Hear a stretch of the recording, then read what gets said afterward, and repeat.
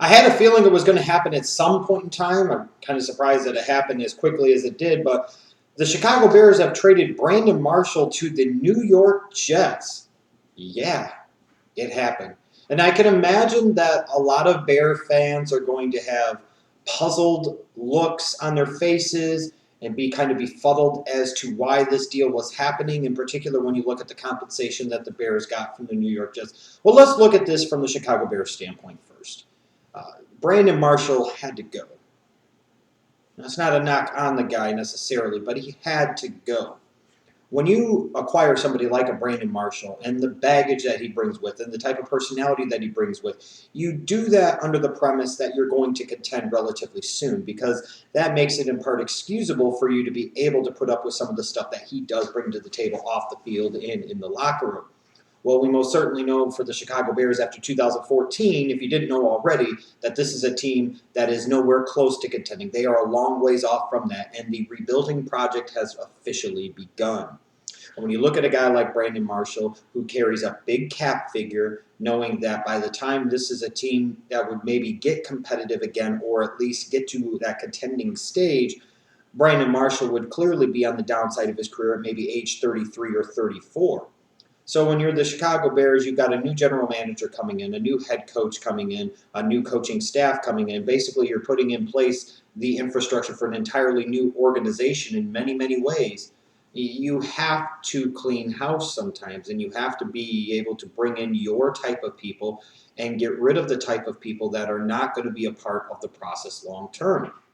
Brandon Marshall was a great player for the Bears over the past few years, an incredibly productive player, but his time had come. He had to go.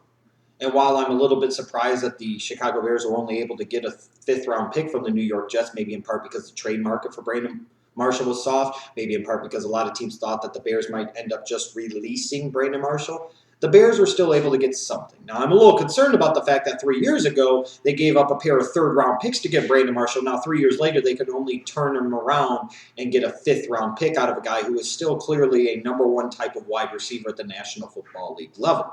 So if Bears fans are a little disappointed or a little surprised, not so much with the trade, but just with the compensation or lack thereof for Brandon Marshall, I most certainly get it, and I most certainly understand it. With that said, this could be a situation where all parties are better off without being around each other. Maybe it's better for Brandon Marshall to be in New York so that way he could pursue some of his off-the-field stuff. Maybe it's better for the Chicago Bears that Brandon Marshall wasn't there. While he brought a lot to the table on the field, in the locker room, and off the field, he also brought a lot to the table, and not necessarily the best that you possibly could have in this type of situation.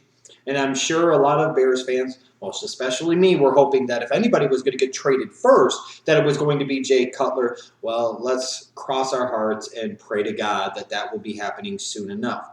But this deal had to happen. There was too much salary cap space tied up into Brandon Marshall. There were too many other concerns involving Brandon Marshall for a team that so desperately badly needs to accumulate any type of draft pick currency they possibly can, because it is going to take years to rebuild this team and this organization. They had to make this deal. And from the New York Jets standpoint, frankly, they had to make this deal. Yes, Brandon Marshall has his issues. Yes, Brandon Marshall's coming off of an injury-riddled 2014 season, but this is still a guy, even at age 31, is a top-flight NFL wide receiver. When he's healthy and he's right, he is a legit number one wide receiver at the National Football League level. The Jets only gave up a fifth-round pick to get Brandon Marshall. 3 years ago, the Bears gave up 2 third-round picks to get Brandon Marshall. And you can sit there and say, well, the Jets will find a way to screw it up. The Jets will do this. Well, they would have screwed up that fifth-round pick anyways because they're the Jets. This is one of these situations for the Jets, even though they're a team that clearly needs to be rebuilt. When you look at what little draft pick compensation they had to give up to get a Brandon Marshall, factoring in also the salary cap space that they had to be able to absorb Brandon Marshall's deal, they had to do this. They had to make some type of statement move, and I think this was a really good statement move by the New York Jets. A fifth-round pick for a number one NFL wide receiver. That's pretty damn good. Even if you only get one really productive year out of Marshall, maybe 1 or 2 other semi or not so productive seasons, they only gave up a fifth-round pick to get him. They had to make this deal. Bear fans, let's pump the brakes here for a second. You had to know that this team was not contending in 2015. You frankly need to know that for all intents and purposes, more likely than not, this team is not contending in 2016 either. This is a team that needs to undergo the long necessary rebuild that I've been talking about for the past 3 years now. That time has come. That time is here. At least you know, if anything else, that Ryan Pace, the new Bears general manager, is truly running the show. And you understand now that there is change coming, and that change is afoot. And maybe, hopefully, if anything else, this serves as an indication that the new regime running the show in Halas Hall understands that championship teams are built through the draft, not failing in the draft and then overcompensating via trade and free agency like previously failed regimes under Jerry Angelo and Phil Emery tried to do. Hence the trades for Brandon Marshall and the Jay Cutlers of the world, the big free agent signings that didn't pan out to hella beans. The Bears need as much draft pick currency as they can get. And while I personally would have liked to have seen them at least muster a third or fourth round pick out of it, or maybe have been able to get multiple draft picks for Brandon Marshall, they at least got something. It's better than if they were just going to release him. And don't get it mistaken here. It's very likely that the Bears would have just ended up releasing him anyways because they needed to.